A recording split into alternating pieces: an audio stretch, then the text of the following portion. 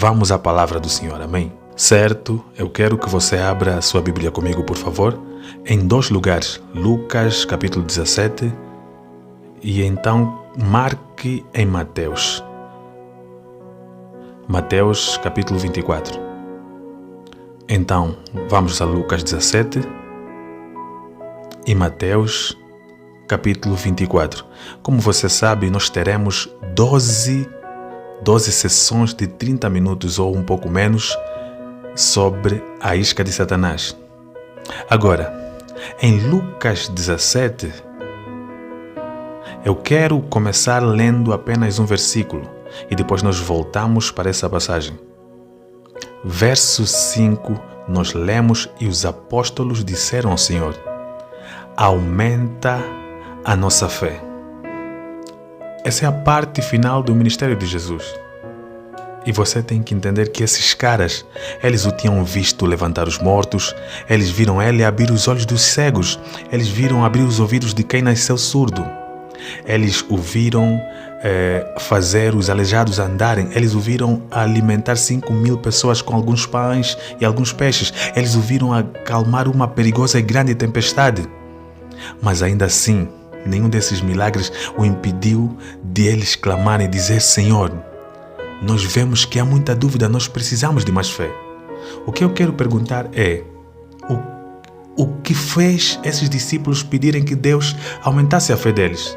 Eu vou ser muito honesto com vocês. Esses caras não disseram apenas: Senhor, aumenta-nos a fé. Eu acredito que, se nós estivéssemos lá, Jesus fez uma declaração para eles.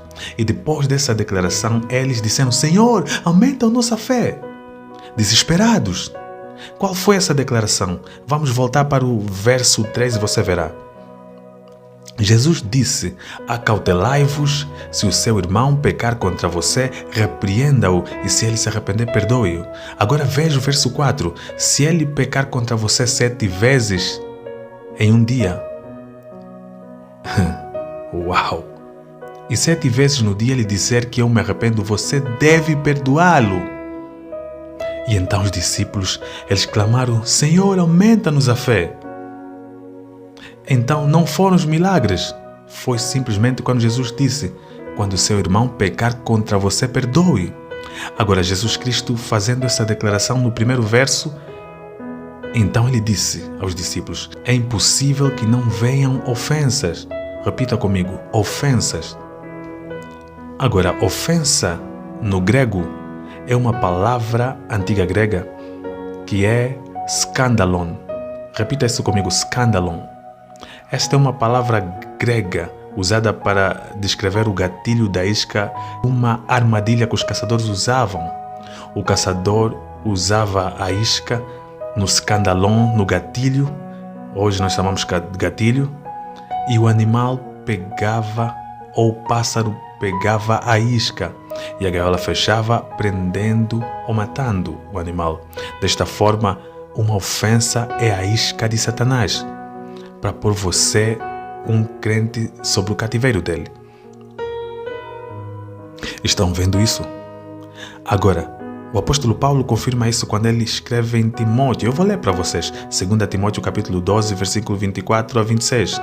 Paulo diz: e um servo do Senhor não deve brigar, mas ser gentil com todos, capaz de ensinar e paciente em humildade, corrigindo aqueles que se opõem a ele, na expectativa de que Deus lhes conceda arrependimento para que possam conhecer a verdade. Agora veja 2 Timóteo 2, 24 a 26.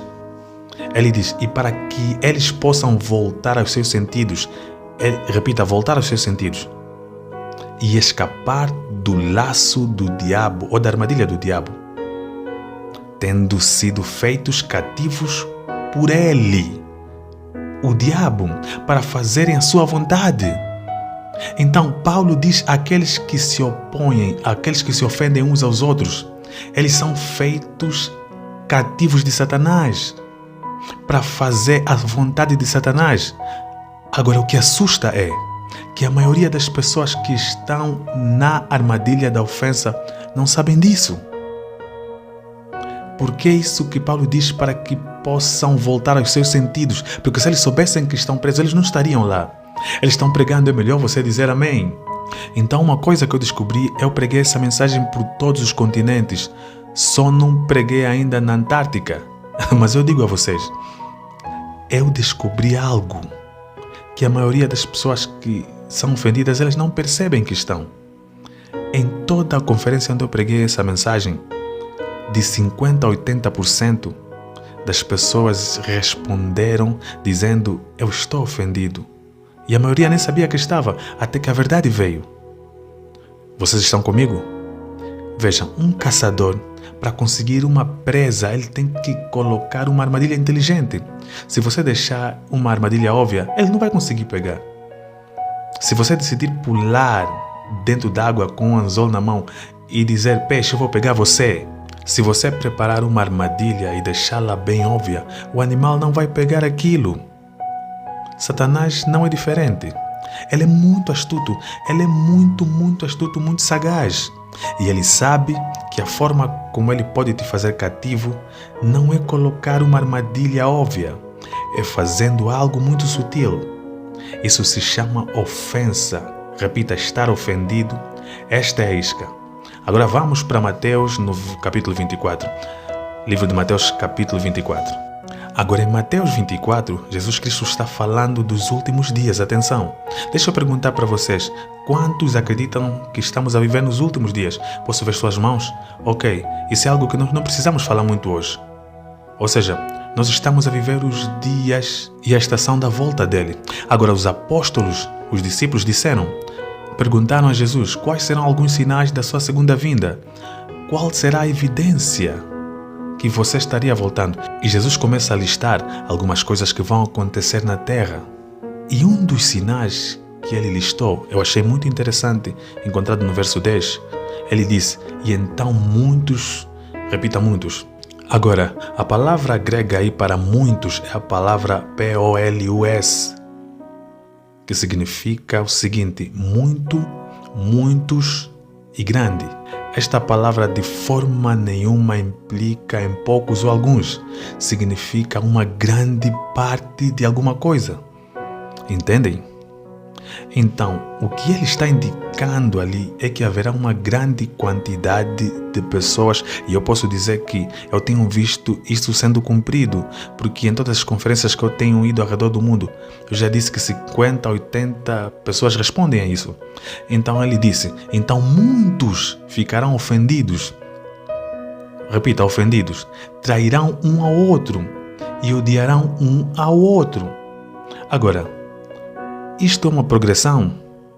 Uma ofensa vai levar a uma traição. E a traição, se não for tratada, ela acabará levando ao ódio. E você pode dizer: John Bever, da onde você tirou isso? Provérbios capítulo 18, verso 19 diz assim, você pode ver depois, apenas ouça: um irmão ofendido é mais difícil de ganhar do que uma forte cidade. Eu vou dizer de novo: um irmão ofendido é mais difícil de ganhar do que uma forte cidade. Agora, nos dias de Salomão, que escreveu o livro de Provérbios, o que as fortes cidades tinham ao redor? Eles tinham muros. E para que serviam os muros? Vamos lá, você sabe, para proteção. Aqueles muros eram feitos para manter fora as pessoas que lutavam contra você. E também eram feitos para que você deixasse as pessoas a seu favor entrar, correto? Então, o que Salomão está dizendo, que um irmão ofendido é mais difícil de ganhar do que uma forte cidade. Agora, o Novo Testamento já não chama de muros, ele chama de fortalezas. 2 Coríntios, capítulo 10, verso 3, 4, 5 diz: embora andemos na carne, não guerreamos de acordo com a carne. Quantos sabem que nós estamos em guerras? Eu fico feliz que 1/3 sabe, e quanto ao resto? E quantos sabem que isso não é um playground, isso é um campo de batalha? Muita gente usando o vestido ao invés de usar uma armadura, amém? Ficam pensando em voar quando Deus diz: prepare-se para a guerra. Embora andemos na carne, não guerreamos de acordo com a carne, pois as armas da nossa milícia não são carnais, ou seja, da carne, mas elas são poderosas em Deus para derrubar fortalezas. Repita, fortalezas. Agora, essas fortalezas são demônios da atmosfera? Não. Agora, há um ensino valioso em Efésios 6 sobre os demônios da atmosfera, mas aqui Paulo não está falando sobre isso. Ele continua dizendo, são fortalezas. No verso seguinte, no verso 5, ele diz assim, lançando fora toda a imaginação e toda a altivez que se exalte contra o conhecimento de Deus. Lançando fora todo o raciocínio. Repita, raciocínio. E onde ocorre raciocínio? Aponte para a mente, aponte para a sua testa. Lançando fora toda a imaginação, raciocínio e toda a altivez que se exalte contra o conhecimento de Deus. Todos apontem para a cabeça. Onde está o conhecimento? Então você está entendendo. Então ele diz, ouça, trazendo todo o pensamento. Repita, pensamento. Onde estão os pensamentos? Aponte para a sua cabeça. Isso não é interessante? E trazendo todo o pensamento cativo à obediência a Cristo. Agora, o que são fortalezas? Fortalezas são raciocínios ou processos de pensamentos que são contrários à vontade de Deus. Processos de pensamento, raciocínios, fortalezas que são contrárias à palavra de Deus. Agora, a palavra de Deus é um reflexo da natureza dele. A natureza de Deus é amor. Repita, ele é amor. A Bíblia não diz que ele tem amor, ele é o amor. Agora ouça, o amor de Deus sempre busca dar e dar. Vocês estão comigo? Quantos aqui lembram quando nasceram de novo? Posso ver vossas mãos? Eu lembro quando eu nasci de novo e fui cheio do Espírito Santo. Eu lembro disso. Sabe, eu ria, eu cantava, voltando do culto para casa. Eu acordei na manhã seguinte com um sorriso no meu rosto. Pela primeira vez desde que eu era uma criança, em tempo de Natal. Eu estava tão apaixonado por todos. Sabe, não importa quem você fosse, eu amava você. Sabe, você amava todo mundo. Lembra, você amava até a sua sogra. Lembra disso? Vocês estão comigo? Então, o que houve? Alguém fez algo acontecer que não foi bom. Ou disseram algo a você que não foi bom. Ou na verdade, foi doloroso. Fofocaram de você. Falaram contra você. Ei, não foi um pecador. Foi alguém na igreja. Sabe, eu descobri algo que na verdade não é uma grande descoberta. A pessoa que mais pode te machucar é aquela que está mais próximo de você. Porque é assim, porque a nossa expectativa é maior sobre ela. Se geramos expectativas sobre pessoas, então se não as alcançares, terão me ofendido. É por isso que aquele que mais pode te machucar não é um pecador, mas sim uma pessoa que está dentro da igreja. E muito mais, um marido, ou uma esposa, ou um pastor. Porque a expectativa é maior. Davi falou disso em Salmos 55. Ele diz isso no verso 12 ou 14. Pois não é o inimigo que me reprova. Isso eu suportaria. Nem aquele que me odeia, que se exalta contra mim, pois dele eu me esconderia.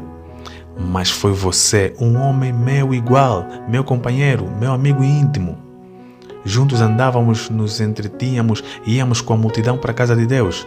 Aqui está o cara dizendo, eu ia com ele para a igreja, sentava no lado dele, a palavra via para nós, ele era meu irmão.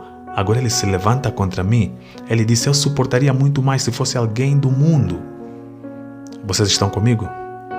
Veja, porque aquele que pode te machucar mais é quem está mais perto de você, porque a expectativa é maior. Agora deixa eu mostrar algo para você. Digamos que aqui a expectativa é zero. As nossas expectativas para o mundo está muito baixo.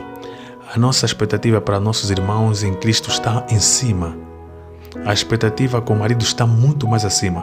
E a expectativa com o pastor está lá em cima. Mas se o pastor não apertou sua mão hoje quando você foi embora, se não reconheceu o seu dom profético, a ofensa é muito grande, é enorme.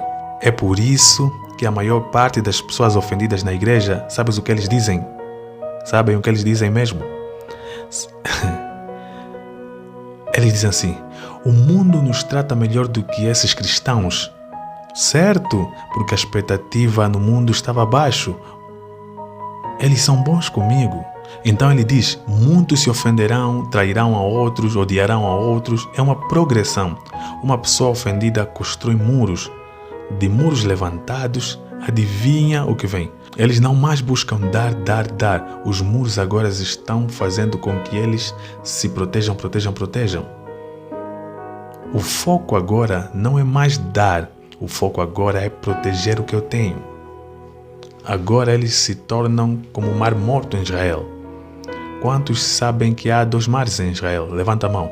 2 mares que são cercados pela terra de Israel. Você tem o Mar da Galileia e o Mar Morto. Agora o Mar da Galileia está no norte. Ele recebe as águas que se originam nas montanhas de Cesareia de Filipe. Elas descem até o norte do Mar da Galileia. Agora, o Mar da Galileia de graça recebe da parte norte, mas também de graça dá para a parte sul. De graça recebe, de graça dá. O resultado é que o Mar da Galileia é cheio de vida. Sabe, vida marinha, tudo isso, ele está cheio. Agora, as mesmas águas vivas que saem do Mar da Galileia fluem pelo Rio Jordão e entram da parte norte do Mar Morto. Mas o Mar Morto apenas recebe, ele não dá. O resultado é que cada pedacinho de vida que entra no Mar Morto morre, porque ele segura o que ele tem.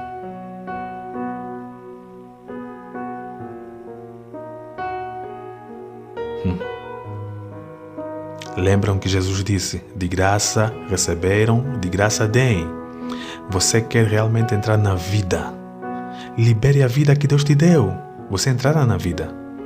Mas a pessoa ofendida diz: eu fui machucado, eu não quero me machucar de novo. Então agora mecanismos levantam-se em sua mente, em seus pensamentos, no fundo do subconsciente. Me machuquei, não quero me machucar de novo. Então desenvolve esse padrão de pensamento, raciocínios que são mecanismos que o protegem de se machucar de novo. Então agora respondemos um pouco diferente.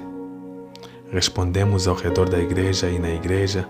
Para nós é fácil irmos para outro lugar porque nos machucamos aqui. Então vamos para outro lugar. Vou falar isso depois. Agora ouça aqui. Uma pessoa agora que levantou os muros é um candidato perfeito para a traição. Deixa eu dizer isso. A maioria das pessoas que eu encontro na igreja, eles nem sabem o que é traição. Eles conhecem um aspecto muito limitado da traição. Eu deveria dizer isso. Quando as pessoas ouvem traição, eles pensam em quem? Em Judas. Certo? Estão comigo? Deixa eu dizer a vocês o que é realmente a traição. A traição é quando eu busco a minha proteção ou o meu benefício às custas de alguém com quem eu tenho relacionamento. Eu vou repetir. Uma traição é quando eu busco a minha proteção ou meu benefício próprio às custas de alguém com quem eu tenho relacionamento. A traição é o abandono definitivo de um relacionamento. E se o traidor não se arrepender, ele mata completamente a relação. Vocês estão comigo?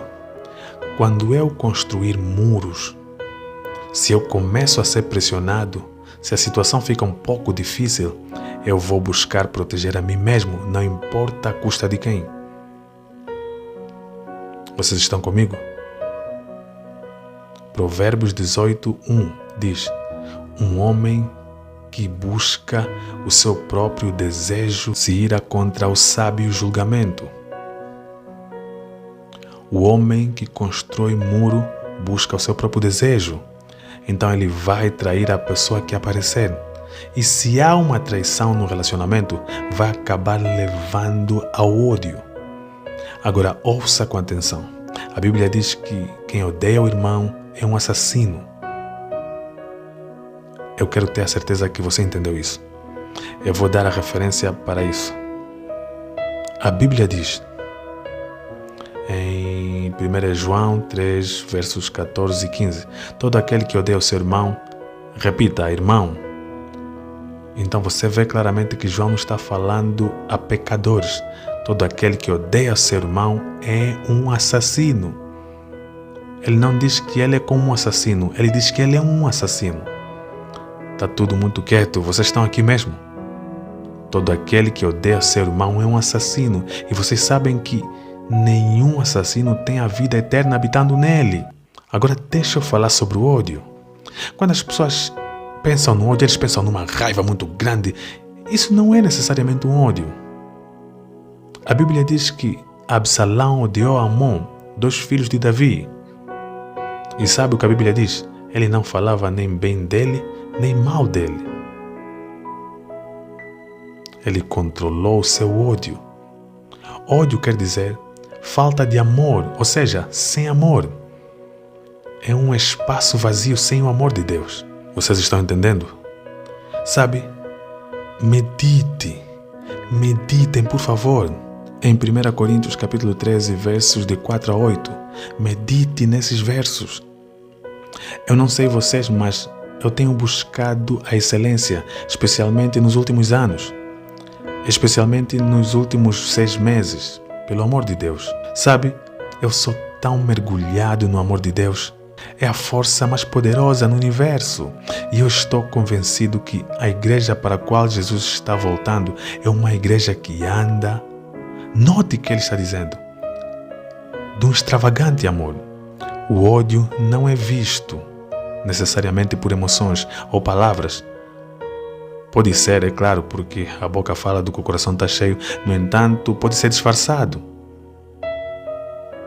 Eu nunca me esquecerei de quando o Senhor expôs o ódio que estava em meu coração, na minha mente, emoções de quer que fosse. Havia uma pessoa que eu não gostava.